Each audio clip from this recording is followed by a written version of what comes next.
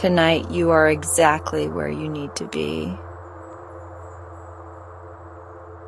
You've found your way to a quiet little corner of the night, where the world slows down, the stars begin to whisper, and soft stories drift like moonlight through the dark.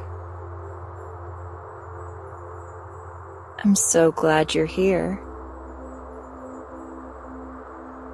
Before we begin tonight's story, I just want to gently ask, if you find comfort in these bedtime moments, it would mean the world if you'd take a second to like this video, subscribe, or even share it with someone else who could use a little peace. Your support helps keep this cozy space glowing night after night. Now settle in, let the day melt away, and let's begin.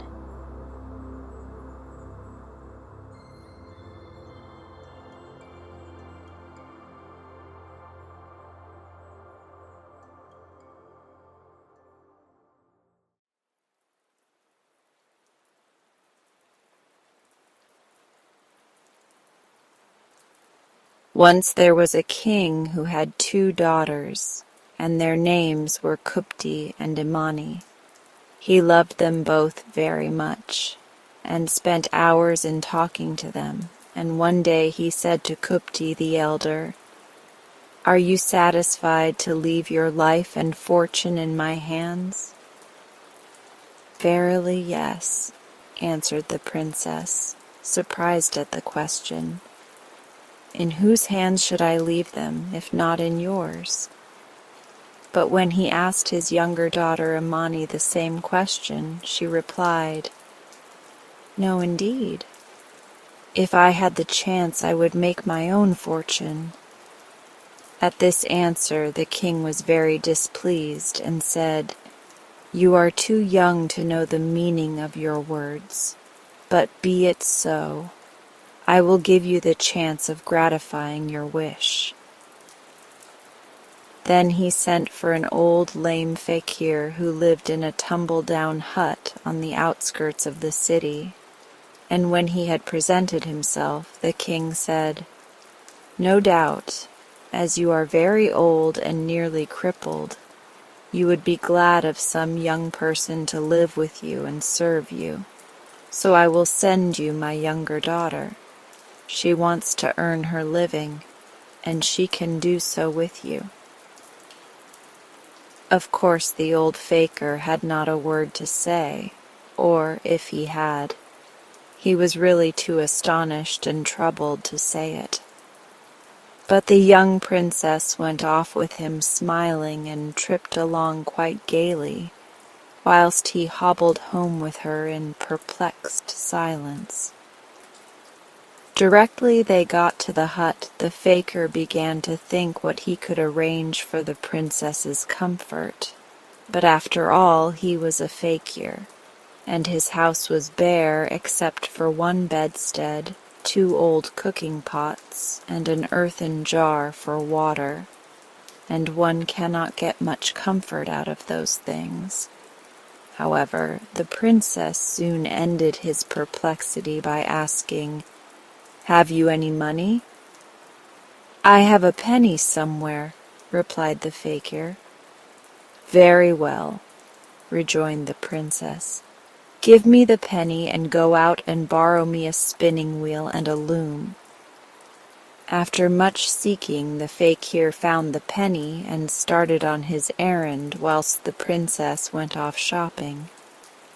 First she bought a farthing's worth of oil, and then she bought 3 farthings worth of flax. When she got back with her purchases, she set the old man on the bedstead and rubbed his crippled leg with the oil for an hour. Then she sat down to the spinning wheel and spun all night long whilst the old man slept, until, in the morning, she had spun the finest thread that ever was seen, Next, she went to the loom and wove until by the evening she had woven a beautiful silver cloth. "Now," said she to the fakir, "go into the marketplace and sell my cloth whilst I rest." "And what am I to ask for it?" said the old man. "2 gold pieces," replied the princess. So the fakir hobbled away and stood in the marketplace to sell the cloth. Presently the elder princess drove by, and when she saw the cloth she stopped and asked the price. "2 gold pieces," said the fakir. And the princess gladly paid them, after which the old fakir hobbled home with the money. As she had done before, so Amani did again, day after day. Always she spent a penny upon oil and flax. Always she tended the old man's lame limb, and spun and wove the most beautiful cloths, and sold them at high prices. Gradually the city became famous for her beautiful stuffs. The old fakir's lame leg became straighter and stronger, and the hole under the floor of the hut where they kept their money became fuller and fuller of gold pieces. At last, one day, the princess said, "I really think we have got enough to live in greater comfort." And she sent for builders, and they built a beautiful house for her and the old fakir. And in all the city there was none finer except the king's palace.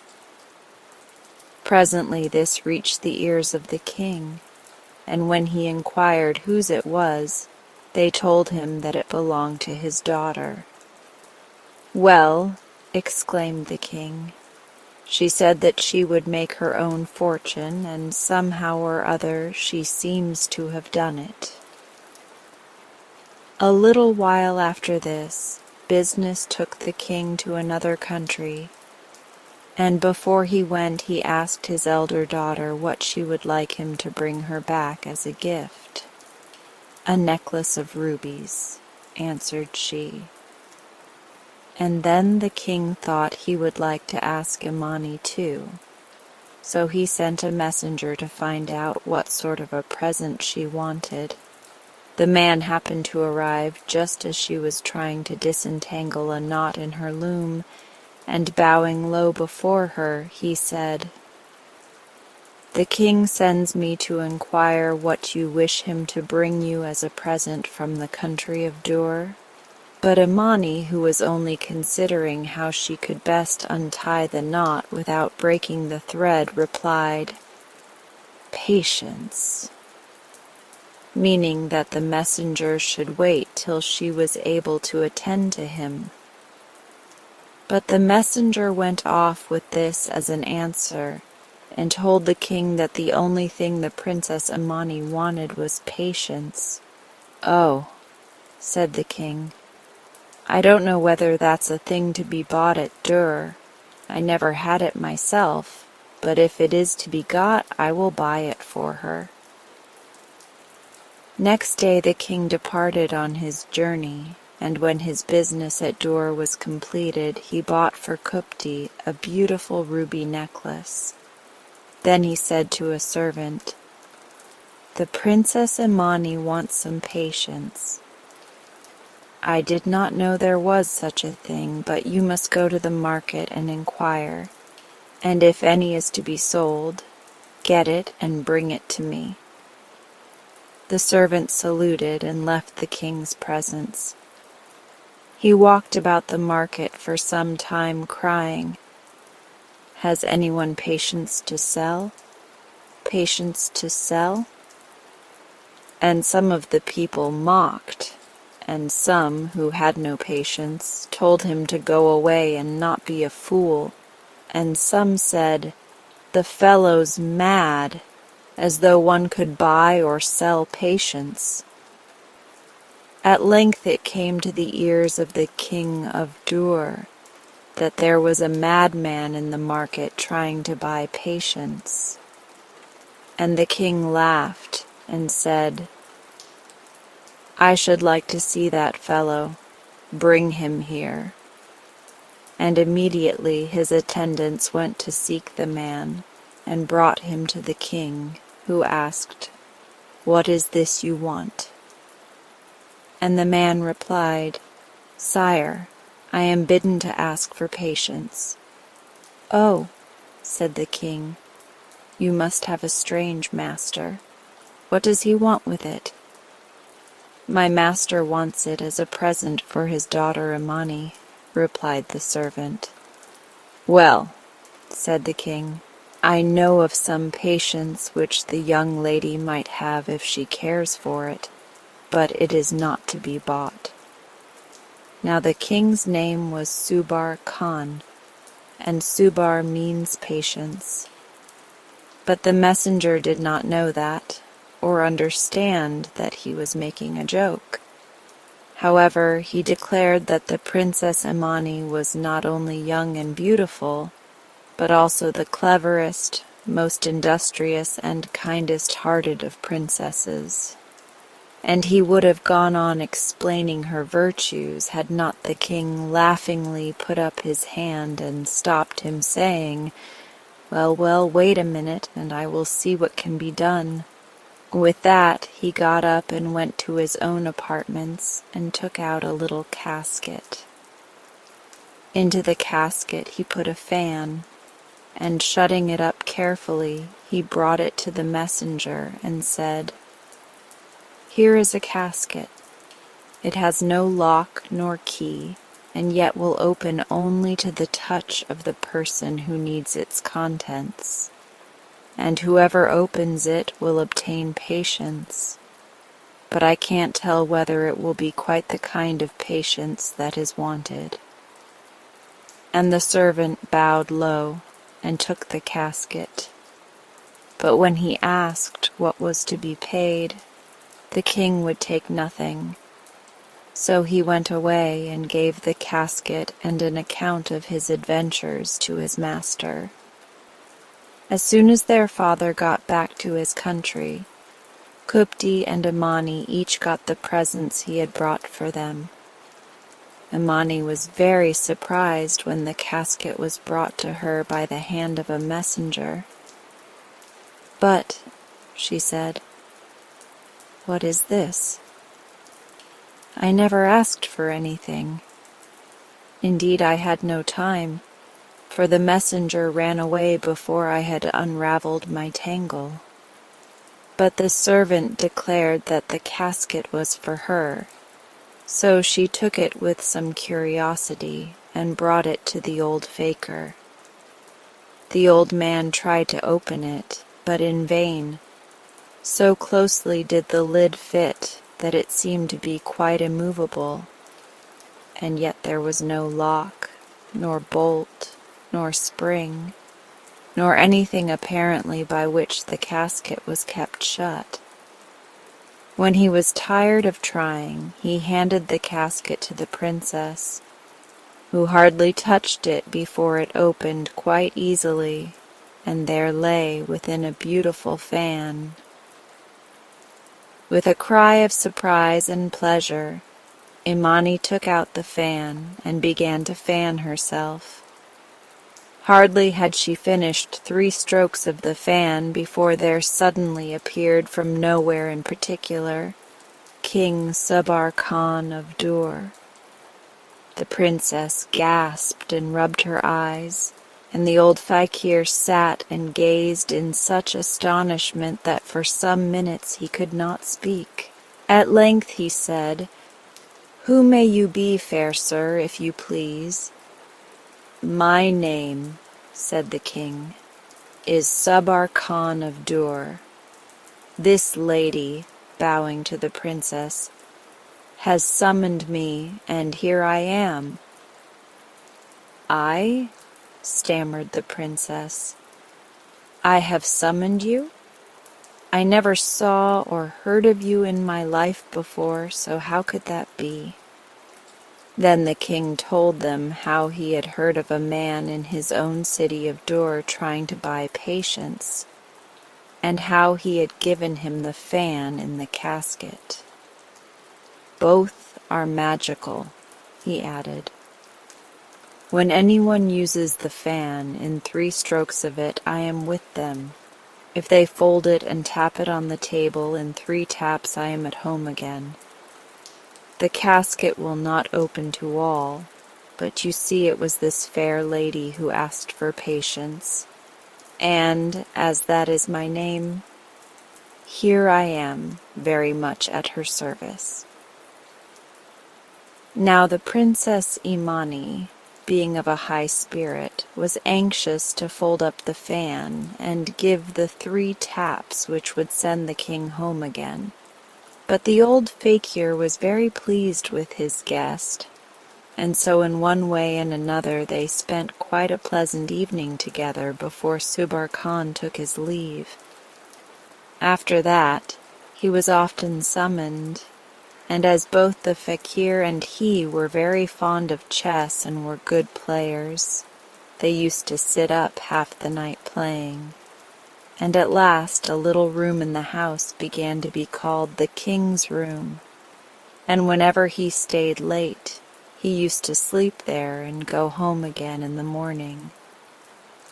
By and by it came to the ears of the Princess Kupti that there was a rich and handsome young man visiting at her sister's house, and she was very jealous. So she went one day to pay Amani a visit, and pretended to be very affectionate and interested in the house, and in the way in which Imani and the old fakir lived, and of their mysterious and royal visitor. As the sisters went from place to place, Kupti was shown Sabar Khan's room, and presently, making some excuse, she slipped in there by herself and swiftly spread under the sheet which lay upon the bed a quantity of very finely powdered and splintered glass which was poisoned, and which she had brought with her concealed in her clothes. Shortly afterwards she took leave of her sister, declaring that she could never forgive herself for not having come near her all this time, and that she would now begin to make amends for her neglect. That very evening Subar Khan came and sat up late with the old fakir playing chess as usual. Very tired, he at length bade him and the princess good night, and as soon as he lay down on the bed, thousands of tiny, tiny splinters of poisoned glass ran into him. He could not think what was the matter, and started this way and that until he was pricked all over, and he felt as though he were burning from head to foot. But he never said a word, only he sat up all night in agony of body, and in worse agony of mind to think that he should have been poisoned, as he guessed he was, in Imani's own house. In the morning, although he was nearly fainting, he still said nothing, and by means of the magic fan was duly transported home again. Then he sent for all the physicians and doctors in his kingdom, but none could make out what his illness was, and so he lingered on for weeks and weeks trying every remedy that anyone could devise, and passing sleepless nights and days of pain and fever and misery, until at last he was at the point of death. Meanwhile the Princess Imani and the old fakir were much troubled because, although they waved the magic fan again and again, no Sabar Khan appeared, and they feared that he had tired of them, or that some evil fate had overtaken him. At last the princess was in such a miserable state of doubt and uncertainty that she determined to go herself to the kingdom of Dur and see what was the matter. Disguising herself in man's clothes as a young fakir, She set out upon her journey alone and on foot, as a fakir should travel. One evening she found herself in a forest, and lay down under a great tree to pass the night. But she could not sleep for thinking of Subar Khan, and wondering what had happened to him. Presently she heard two great monkeys talking to one another in the tree above her head. "Good evening, brother," said one. "Whence come you, and what is the news?" "I come from Dur," said the other, "and the news is that the king is dying." "Oh," said the first, "I'm sorry to hear that, for he is a master hand at slaying leopards and creatures that ought not to be allowed to live. What is the matter with him?" "No man knows," replied the second monkey, "but the birds, who see all and carry all messages, say that he is dying of poisoned glass that Kupti, the king's daughter, spread upon his bed." "Ah," said the first monkey, "that is sad news. But if they only knew it, the berries of the very tree we sit in, steeped in hot water, will cure such a disease as that in 3 days at most." "True," said the other. "It's a pity that we can't tell some man of a medicine so simple and so save a good man's life.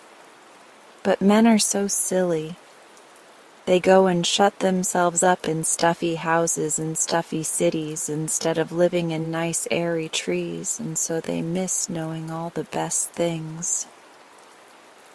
Now when Amani heard that Subar Khan was dying, she began to weep silently. But as she listened, she dried her tears and sat up, and as soon as daylight dawned over the forest, she began to gather the berries from the tree until she had filled her cloth with a load of them. Then she walked on as fast as she could, and in 2 days reached the city of Dur. The first thing she did was to pass through the market, crying, "Medicine for sale! Are any ill that need my medicine?" And presently one man said to his neighbor, "See, there is a young faker with medicine for sale. Perhaps he could do something for the king." "Pooh," replied the other, "where so many graybeards have failed, how should a lad like that be of any use?" "Still," said the first, "he might try." And he went up and spoke to Amani, and together they set out for the palace and announced that another doctor was come to try and cure the king.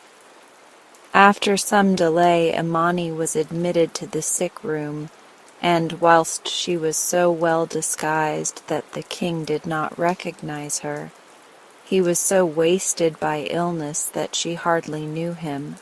But she began at once, full of hope, by asking for some apartments all to herself and a pot in which to boil water. As soon as the water was heated, she steeped some of her berries in it, and gave the mixture to the king's attendants, and told them to wash his body with it. The first washing did so much good that the king slept quietly all the night. Again, the second day she did the same, and this time the king declared he was hungry and called for food. After the third day he was quite well, only very weak from his long illness. On the fourth day he got up and sat upon his throne, and then sent messengers to fetch the physician who had cured him. When Amani appeared, everyone marveled that so young a man should be so clever a doctor, and the king wanted to give him immense presents of money and of all kinds of precious things. At first Amani would take nothing, but at last she said that, if she must be rewarded, she would ask for the king's signet ring and his handkerchief. So, as she would take nothing more, the king gave her his signet ring and his handkerchief, and she departed and traveled back to her own country as fast as she could. A little while after her return, when she had related to the fakir all her adventures, they sent for Sabar Khan by means of the magic fan, and when he appeared they asked him why he had stayed away for so long. Then he told them all about his illness and how he had been cured, and when he had finished, the princess rose up and, opening a cabinet, brought out the ring and handkerchief and said, laughing, "Are these the rewards you gave to your doctor?" At that the king looked, and he recognized her, and understood in a moment all that had happened. And he jumped up and put the magic fan in his pocket, and declared that no one should send him away to his own country any more unless Amani would come with him and be his wife. And so it was settled, and the old fakir and Amani went to the city of Dur, where Amani was married to the king and lived happily ever after.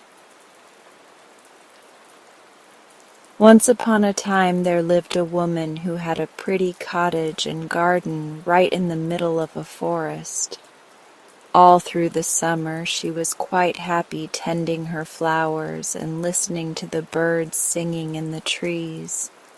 But in the winter, when snow lay on the ground and wolves came howling about the door, she felt very lonely and frightened.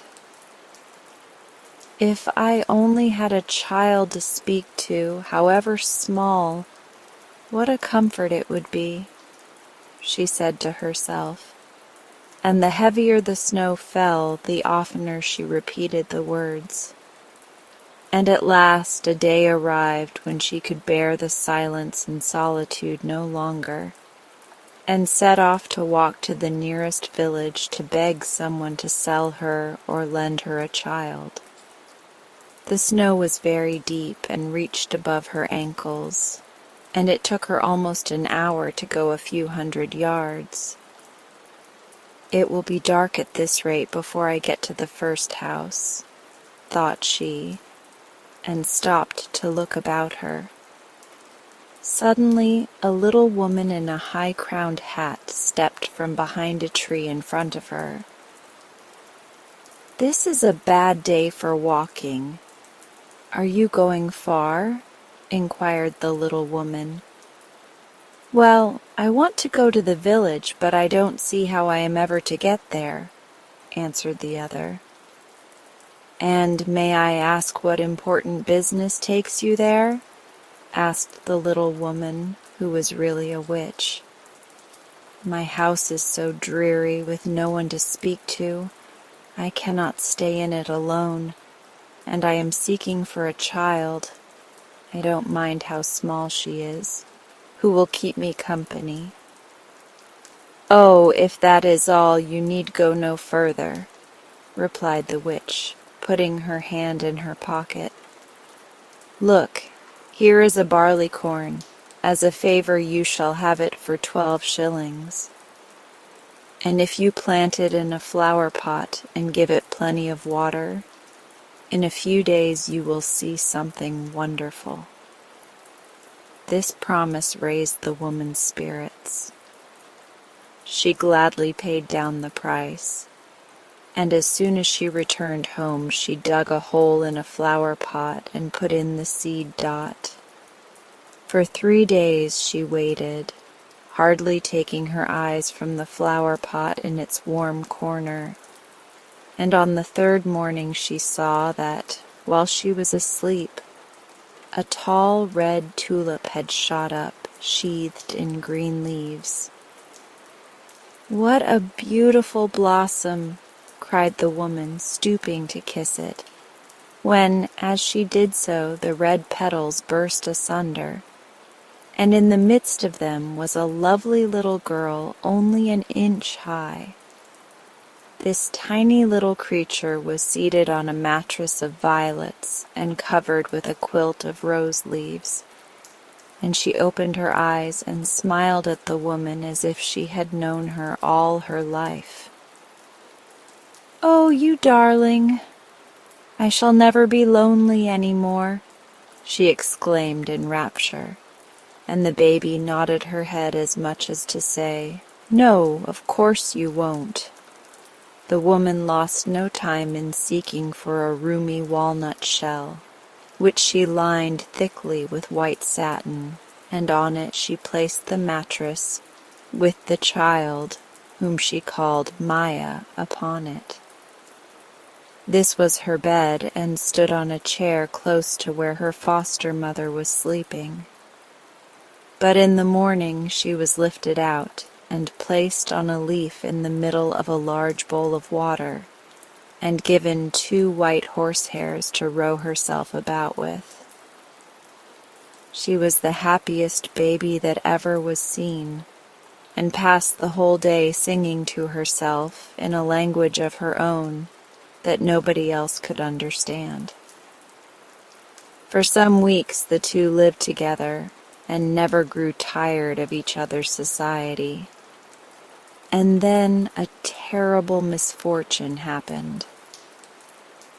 One night, when the foster mother lay sound asleep after a hard day's work, a big, ugly, wet frog hopped in through the open window and stood staring at Maya under her quilt of rose leaves.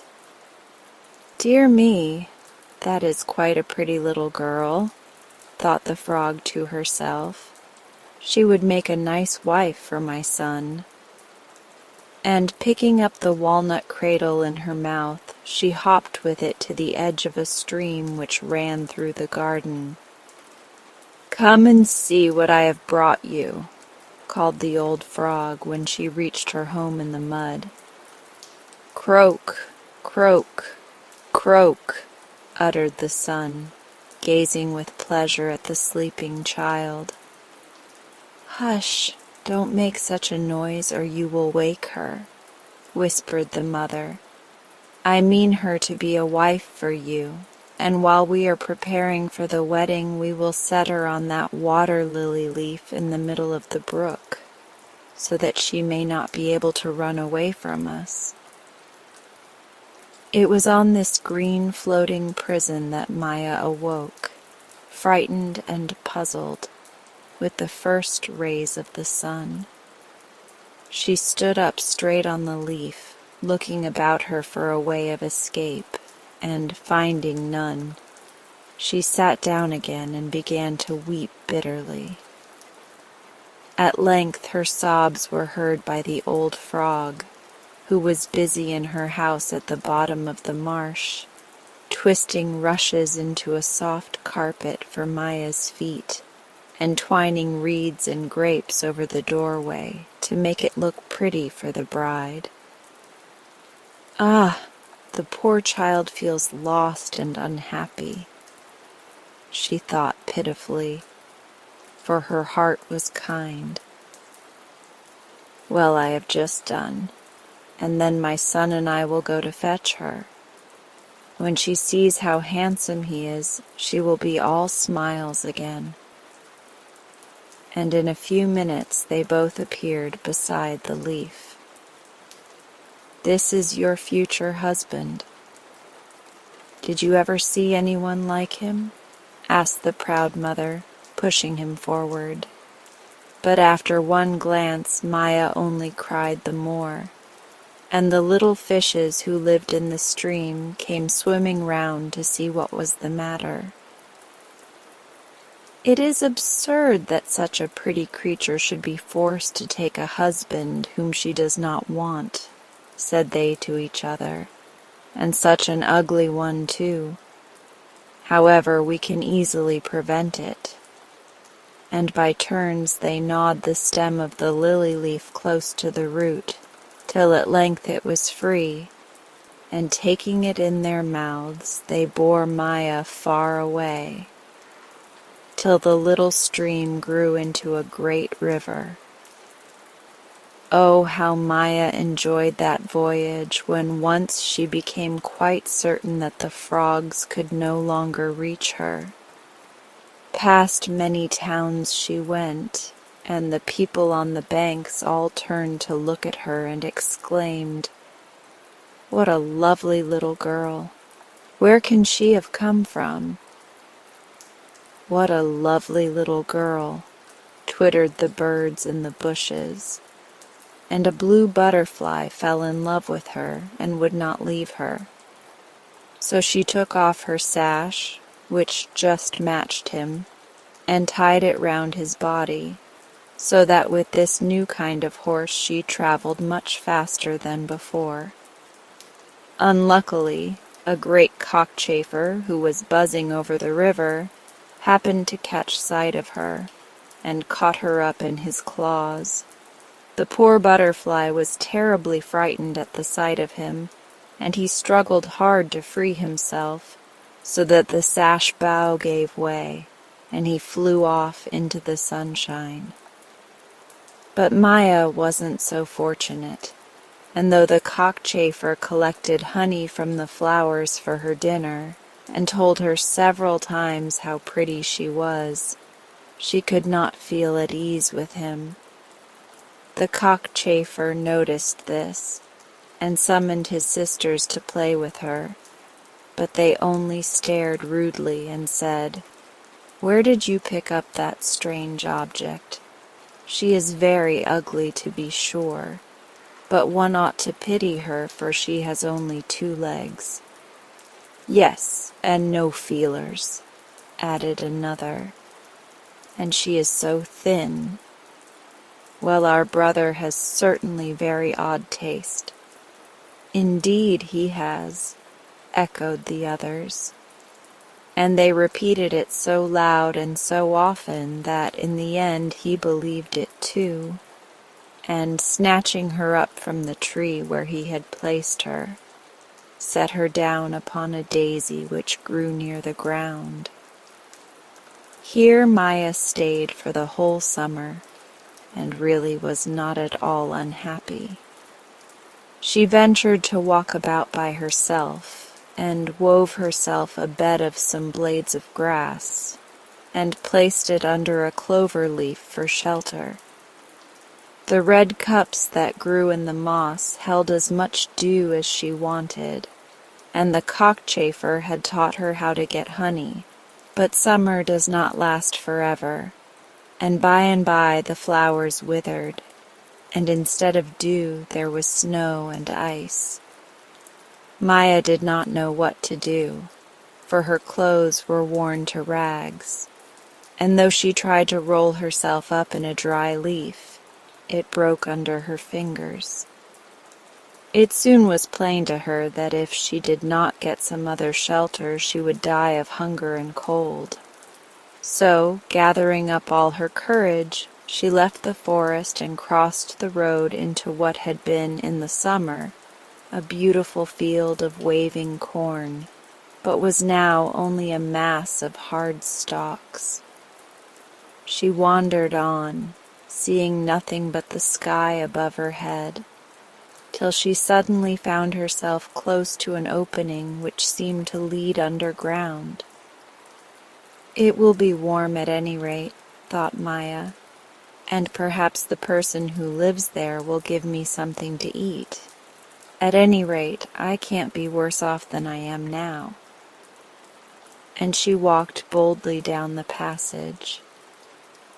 By and by she came to a door which stood ajar, and peeping in, discovered a whole room full of corn. This gave her heart, and she went on more swiftly, till she reached a kitchen where an old field mouse was baking a cake.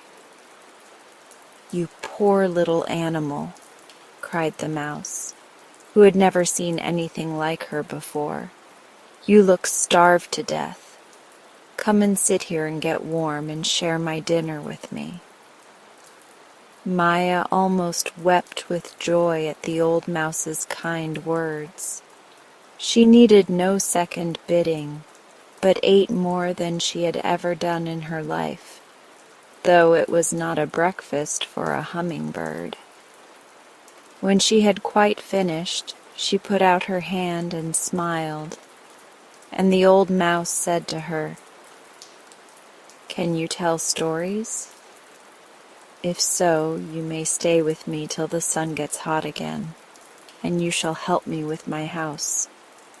But it is dull here in the winter, unless you have somebody clever enough to amuse you." Yes, Maya had learned a great many stories from her foster mother, and besides, there were all her own adventures and her escapes from death.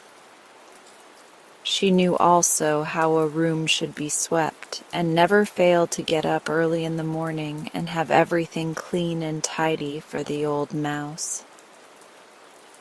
So the winter passed away pleasantly, and Maya began to talk of the spring, and of the time when she would have to go out into the world again and seek her fortune. "Oh, you need not begin to think of that for a while yet," answered the field mouse. "Up on the earth they have a proverb, 'When the day lengthens, then the cold strengthens.' It has been quite warm up to now, and the snow may fall any time. Never a winter goes by without it, and then you will be very thankful you are here and not outside. But I dare say it is quiet for a young thing like you," she added, "and I have invited my neighbor the mole to come and pay us a visit. He has been asleep all these months, but I hear he is waking up again. You would be a lucky girl if he took into his head to marry you, only, unfortunately, he is blind and cannot see how pretty you are." And for this blindness, Maya felt truly glad, as she did not want a mole for a husband. However, by and by he paid his promised visit, and Maya did not like him at all. He might be as rich and learned as possible, but he hated the sun and the trees and the flowers, and all that Maya loved best. To be sure, being blind, he had never seen them, and, like many other people, he thought that anything he did not know was not worth knowing. But Maya's tales amused him, though he would not for the world have let her see it, and he admired her voice when she sang, "Mary, Mary, quite contrary, how does your garden grow? Hush-a-bye, baby, on the treetop," though he told her that it was all nonsense and that trees and gardens were mere foolishness. When she was his wife, he would teach her things better worth learning. "Meanwhile," he said with a grand air, "I have burrowed a passage from this house to my own in which you can walk. But I warn you not to be frightened at a great dead creature that has fallen through a hole in the roof and is lying on one side." "What sort of creature is it?" asked Maya eagerly. "Oh, I really can't tell you," answered the mole indifferently. "It is covered with something soft, and it has 2 thin legs and a long sharp thing sticking out of its head." "It is a bird," cried Maya joyfully, "and I love birds. It must have died of cold," she added, dropping her voice. "Oh, good Mr. Mole, do take me to see it." "Come then, as I am going home," replied the mole, and calling to the old field mouse to accompany them, they all set out. "Here it is," said the mole at last. "Dear me, how thankful I am fate did not make me a bird. They can't say anything but twit, twit, and die with the first breath of cold." "Ah, yes, poor useless creature," answered the field mouse. But while they were talking, Maya crept round to the other side and stroked the feathers of the little swallow, and kissed his eyes. All that night she lay awake, thinking of the swallow lying dead in the passage. At length she could bear it no longer, and stole away to the place where the hay was kept and wove a thick carpet. Next, she went to the field mouse's store of cotton, which she picked in the summer from some of the marsh flowers, and carrying them both down the passage, she tucked the cotton underneath the bird and spread the hay quilt over him. "Perhaps you were one of the swallows who sang to me in the summer," said she. "I wish I could have brought you to life again. But now, goodbye." And she laid her face wet with tears on the breast of the bird. Surely she felt a faint movement against her cheek. Yes, there it was again. Suppose the bird was not dead after all, but only senseless with cold and hunger. And at this thought Maya hastened back to the house and brought some grains of corn and a drop of water in a leaf. This she held close to the swallow's beak, which he opened unconsciously, and when he had sipped the water, she gave him the grains one by one. "Make no noise, so that no one may guess you are not dead," she said. "Tonight I will bring you some more food, and I will tell the mole that he must stuff up the hole again, as it makes the passage too cold for me to walk in. And now farewell." And off she went, back to the field mouse, who was sound asleep. After some days of Maya's careful nursing, the swallow felt strong enough to talk, and he told Maya how he came to be in the place where she found him. Before he was big enough to fly very high, he had torn his wing in a rose bush so that he could not keep up with his family and friends when they took their departure to warmer lands. In their swift course they never noticed that their little brother was not with them, and at last he dropped on the ground from sheer fatigue and must have rolled down the hole into the passage. It was very lucky for the swallow that both the mole and the field mouse thought he was dead and did not trouble about him, so that when the spring really came and the sun was hot and blue hyacinths grew in the woods and primroses in the hedges, he was as tall and strong as any of his companions. "You have saved my life, dear little Maya," said he.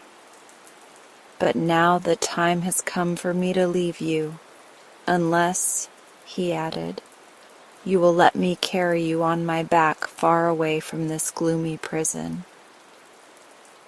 Maya's eyes sparkled at the thought, but she shook her head bravely. "Yes, you must go, but I must stay behind," she answered. "The field mouse has been good to me, and I cannot desert her like that. Do you think you can open the hole for yourself?" she asked anxiously. "If so, you had better begin now, for this evening we are to have supper with the mole, and it would never do for my foster mother to find you working at it."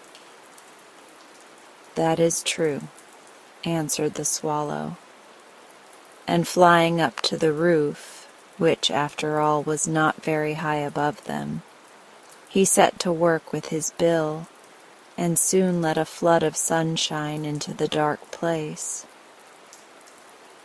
"Won't you come with me, Maya?" said he. And though her heart longed for the trees and the flowers, she answered as before, "No, I cannot." That one glimpse of the sun was all Maya had for some time, for the corn sprung up so thickly over the hole and about the house that there might almost as well have been no sun at all. However, though she missed her bird friend every moment, she had no leisure to be idle. For the field mouse had told her that very soon she was to be married to the mole, and kept her spinning wool and cotton for her outfit. And as she had never in her life made a dress, 4 clever spiders were persuaded to spend the days underground, turning the wool and cotton into tiny garments.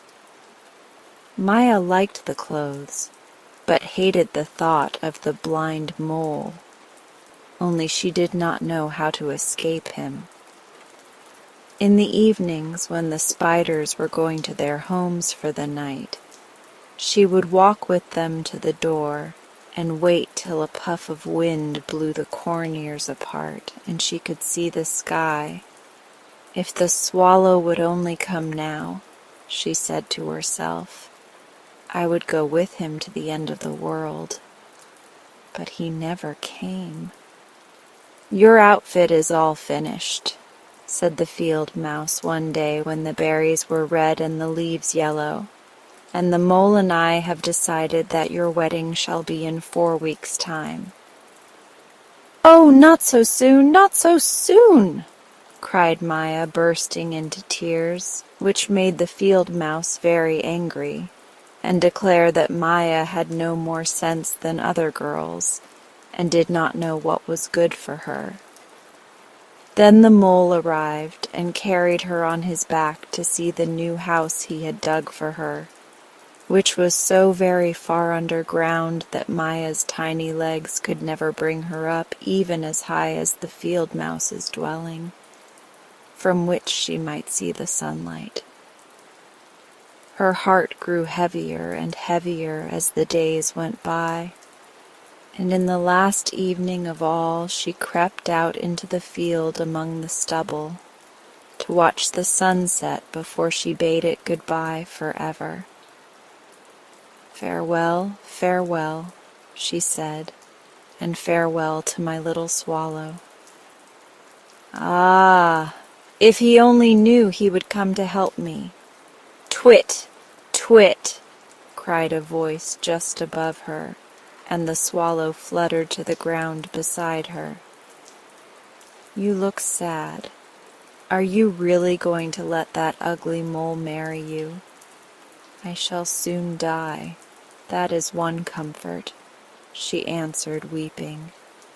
But the swallow only said, Tut, tut. Get on my back, as I told you before, and I will take you to a land where the sun always shines, and you will soon forget that such a creature as a mole ever existed. Yes, I will come, said Maya. Then the swallow tore off one of the cornstalks with his strong beak and bade her tie it safely to his wing. And they started off, flying south for many a day. Oh, how happy Maya was to see the beautiful earth again. 100 times she longed for the swallow to stop, but he always told her that the best was yet to be. And they flew on, only halting for short rests, till they reached a place covered with tall white marble pillars, some standing high, wreathed in vines, out of which endless swallows' heads were peeping, others lying stretched among the flowers, white, yellow, and blue. I live up there, said the swallow, pointing to the tallest of the pillars. But such a house would never do for you, as you would only fall out of it and kill yourself. So choose one of those flowers below, and you shall have it for your own, and sleep all night curled up in its leaves. I will have that one, answered Maya, pointing to a white flower shaped like a star, with a tiny crinkled wreath of red and yellow in its center, and a long stem that swayed in the wind. That one is the prettiest of all, and it smells so sweet." Then the swallow flew down towards it, but as they drew near they saw a tiny little mannequin with a crown on his head and wings on his shoulders, balancing himself on one of the leaves. "Ah, that is the king of the flower spirits," whispered the swallow, and the king stretched out his hands to Maya and helped her to jump from the swallow's back. "I have waited for you for a long while," said he, "and now you have come at last to be my queen." And Maya smiled and stood beside him as all the fairies that dwelt in the flowers ran to fetch presents for her. And the best of them all was a pair of lovely gauzy blue wings to help fly about like one of themselves. So instead of marrying the mole, little Maya was crowned a queen, and the fairies danced round her in a ring while the swallow sang the wedding song. In a village in Hindustan there once lived a merchant who, although he rose early, worked hard, and rested late, remained very poor, and ill luck so dogged him that he determined at last to go to some distant country and there to try his fortune. 12 years passed by, his luck had turned, and now he had gathered great wealth, so that having plenty to keep him in comfort for the rest of his days, he thought once more of his native village, where he desired to spend the remainder of his life among his own people. In order to carry his riches with him in safety over the many weary miles that lay between him and his home, he bought some magnificent jewels, which he locked up in a little box and wore concealed upon his person, and, so as not to draw the attention of the thieves who infested the highways and made their living by robbing travelers, he started off in the poor clothes of a man who has nothing to lose. Thus prepared, he traveled quickly, and within a few days' journey from his own village came to a city where he determined to buy better garments, and, now that he was no longer afraid of thieves, to look more like the rich man he had become. In his new raiment he approached the city, and near the great gate he found a bazaar where, amongst many shops filled with costly silks and carpets and goods of all countries, was one finer than all the rest. There, amidst his goods, spread out to the best advantage, sat the owner smoking a long silver pipe, and thither the merchant bent his steps, and saluting the owner politely, sat down also and began to make some purchases.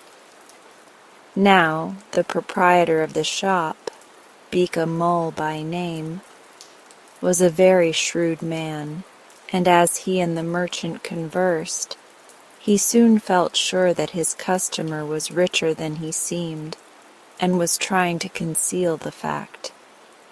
Certain purchases having been made, he invited the newcomer to refresh himself, and in a short time they were chatting pleasantly together. In the course of the conversation, Bika Mull asked the merchant whither he was traveling, and hearing the name of the village, he observed, "Ah, you had better be careful on that road. It's a very bad place for thieves." The merchant turned pale at these words. It would be such a bitter thing, he thought, just at the end of his journey to be robbed of all the fortune he had heaped up with such care. But this bland and prosperous Bika Mull must surely know best. So presently he said, "Lalaji, could you oblige me by locking up for me a small box for a short while?" When once I get to my village, I could bring back 6 sturdy men of my own kinsfolk and claim it again." The Lala shook his head. "I could not do it," replied he. "I am sorry, but such things are not my business. I should be afraid to undertake it." "But," pleaded the merchant, "I know no one in this city, and you must surely have some place where you keep your own precious things. Do this, I pray you, as a great favor." Still Beeka Mull politely but firmly refused, but the merchant, feeling that he had now betrayed the fact that he was richer than he seemed, and being loath to make more people aware of it by inquiring elsewhere, continued to press him until at last he consented. The merchant produced the little box of jewels, and Beeka Mull locked it up for him in a strong chest with other precious stones. And so, with many promises and compliments, they parted. In a place like an Eastern bazaar, where the shops lie with wide open fronts, and with their goods displayed not only within, but without on terraces and verandas raised a few feet above the public roadway, such a long talk as that between Beeka Mull and the merchant could not but attract some attention from the other shopkeepers in the narrow street. If the merchant had but known it, nearly every shop owner in that district was a thief, and the cleverest and biggest of all was Beeka Mull. But he did not know it, only he could not help feeling a little uneasy at having thus parted with all his wealth to a stranger. And so, as he wandered down the street, making a purchase here and there, he managed in one way and another to ask some questions about the honesty of Beeka Mull, and each rascal whom he spoke to, knowing that there was some good reason in the question, and hoping to get in return some share of the spoils, replied in praise of Beeka Mull as a model of all the virtues. In this way the merchant's fears were stilled, and with a comparatively light heart he traveled on to his village, and within a week or so returned to the city with 6 sturdy young nephews and friends, whom he had enlisted to help him carry home his precious box. At the great marketplace in the center of the city, the merchant left his friends, saying that he would go and get the box of jewels and rejoin them, to which they consented, and away he went. Arrived at the shop of Beeka Mull, he went up and saluted him. "Good day, Lala ji," said he. But the Lala pretended not to see him, so he repeated the salutation. "What do you want?" snapped Beeka Mull. "You've said your good day twice. Why don't you tell me your business?" "Don't you remember me?" asked the merchant. "Remember you?" growled the other. "No, why should I? I have plenty to do to remember good customers without trying to remember every beggar who comes whining for charity." When he heard this, the merchant began to tremble. "Lala ji!" he cried. "Surely you remember me and the little box I gave you to take care of? And you promised, yes, indeed, you promised very kindly, that I might return to claim it, and—" "You scoundrel!" roared Beeka Mull. "Get out of my shop! Be off with you, you impudent scamp! Everyone knows that I never keep treasures for anyone. I have trouble enough to do to keep my own. Come, off with you!"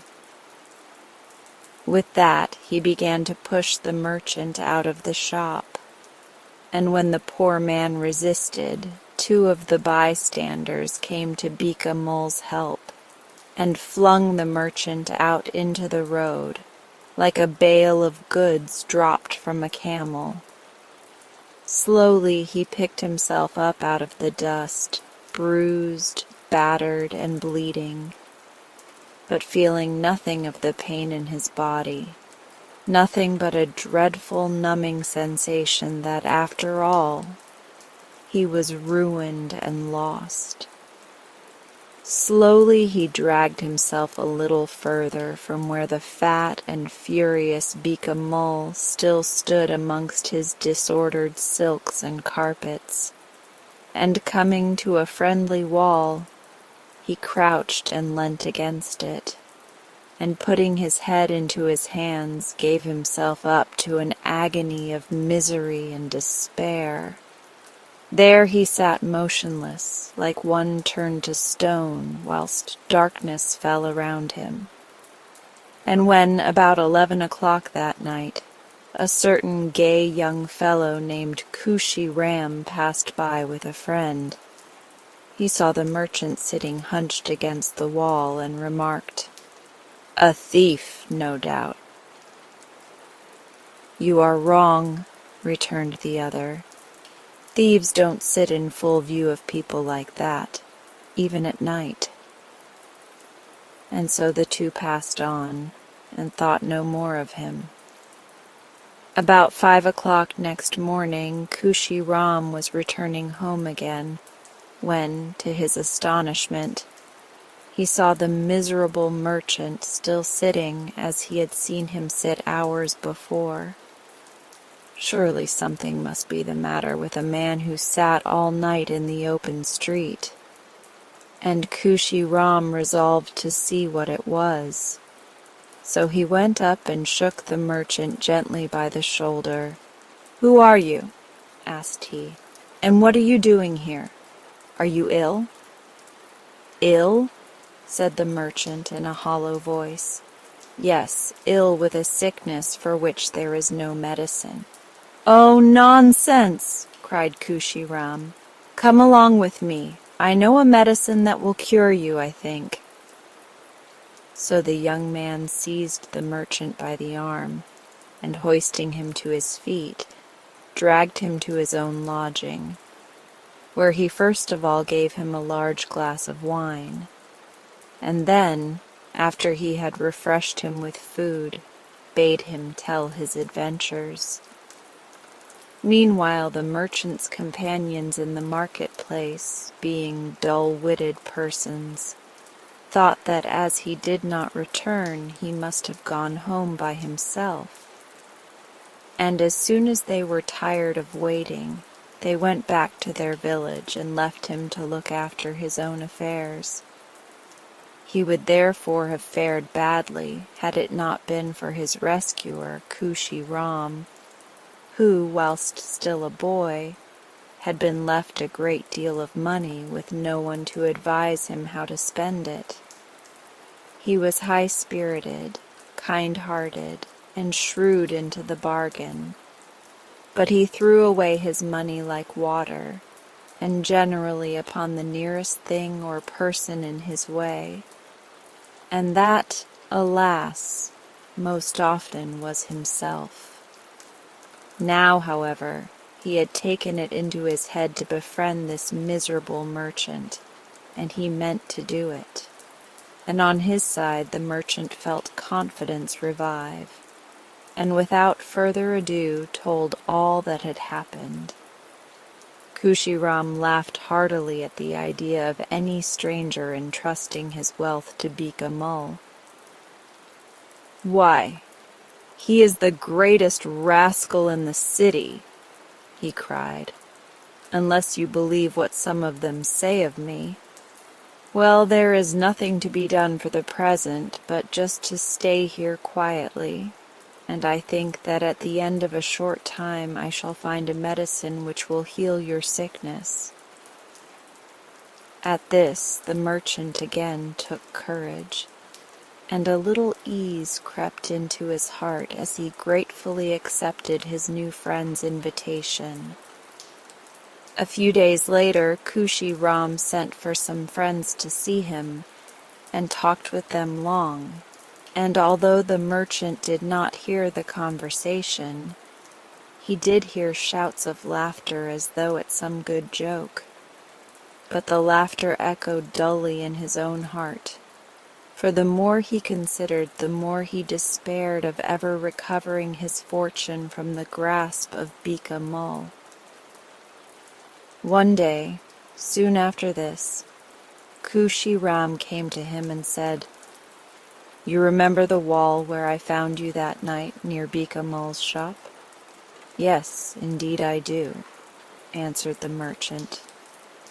"Well," continued Kushi Ram, "this afternoon you must go and stand in that same spot and watch, and when someone gives you a signal, you must go up to Bika Mull and salute him and say, 'Oh, Lalaji, will you kindly let me have back that box of mine which you have on trust?'" "What's the use of that?" asked the merchant. "He won't do it any more now than he would when I asked him before." "Never mind," replied Kushi Ram. "Do exactly what I tell you, and repeat exactly what I say, word for word, and I will answer for the rest." So that afternoon, the merchant at a certain time went and stood by the wall as he was told. He noticed that Bika Mull saw him, but neither took any heed of the other. Presently up the bazaar came a gorgeous palanquin, like those in which ladies of rank are carried about. It was borne by 4 bearers well dressed in rich liveries, and its curtains and trappings were truly magnificent. In attendance was a grave-looking personage whom the merchant recognized as one of the friends who visited Kushi Ram, and behind him came a servant with a box covered with a cloth upon his head. The palanquin was borne along at a smart pace and was set down at Bika Mull's shop. The fat shopkeeper was on his feet at once and bowed deeply as the gentleman in attendance advanced. "May I inquire," he said, "who this is in the palanquin that deigns to favor my humble shop with a visit? And what may I do for her?" The gentleman, after whispering at the curtain of the palanquin, explained that this was a relative of his who was traveling, but as her husband could go no further with her, she desired to leave with Bika Mull a box of jewels for safe custody. Lala bowed again to the ground. "It was not," he said, quite in his way of business. "But of course if he could please the lady he would be most happy, and would guard the box with his life." Then the servant carrying the box was called up. The box was unlocked, and a mass of jewelry laid open to the gaze of the enraptured Lala, whose mouth watered as he turned over the rich gems.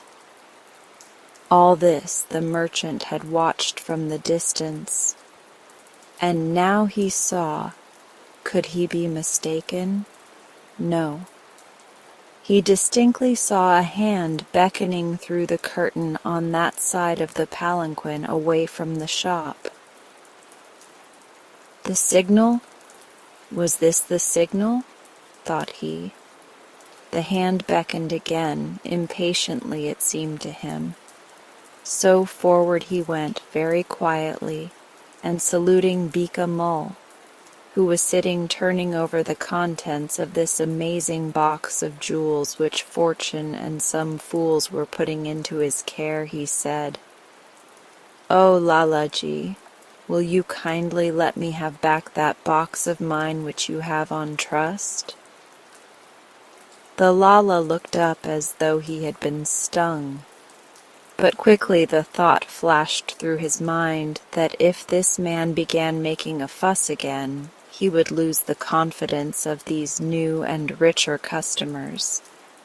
So he controlled himself and answered, "Dear me, of course, yes. I had forgotten all about it." And he went off and brought the little box and put it into the merchant's trembling hands. Quickly the latter pulled out the key, which hung by a string round his neck, and opened the box. And when he saw that his treasures were all there, he rushed into the road and, with the box under his arm, began dancing like a madman with great shouts and screams of laughter. Just then a messenger came running up, and saluting the gentleman attending the palanquin, he said, "The lady's husband has returned, and is prepared to travel with her, so that there is no necessity to deposit the jewels." Whereat the gentleman quickly closed and relocked the box, and handed it back to the waiting servant. Then from the palanquin came a yell of laughter, and out jumped, not a lady, but Kushi Ram, who immediately ran and joined the merchant in the middle of the road and danced as madly as he. Beeka Mole stood and stared stupidly at them. Then, with a shrill cackle of laughter, he flung off his turban, bounced out into the road with the other two, and fell to dancing and snapping his fingers until he was out of breath. "Lalaji," said the gentleman who had played the part of the relative attendant on the palanquin, "why do you dance? The merchant dances because he has recovered his fortune. Kushi Ram dances because he is a madman and has tricked you. But why do you dance?" "I dance," panted Beeka Ram, glaring at him with a bloodshot eye. "I dance because I knew 13 different ways of deceiving people by pretending confidence in them. I didn't know there were any more, and now here's a 14th. That's why I dance."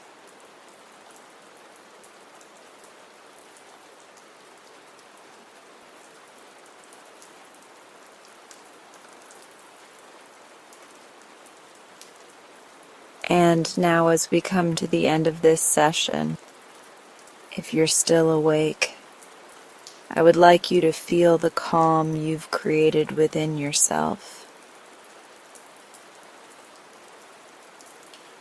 You've given your mind and body such a beautiful gift, a moment to simply be. Let that sense of peace stay with you as you move through the rest of your night. If you'd like, you can stay here a little longer.